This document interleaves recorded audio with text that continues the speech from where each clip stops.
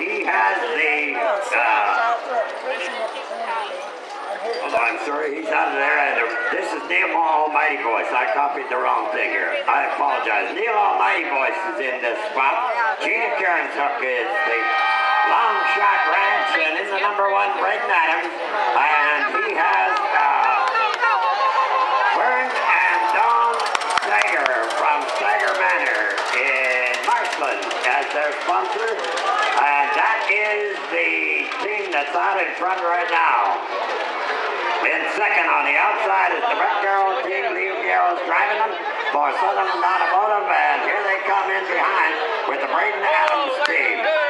Out there in front is the he's getting right in between them. Gina Karen hook. Hurry.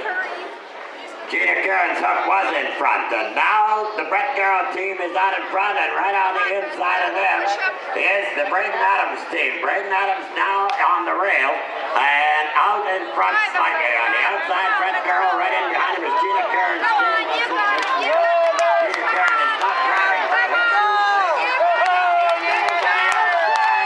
Lee Gareau's driving him, he's going to win it. Braden Adams' team was second.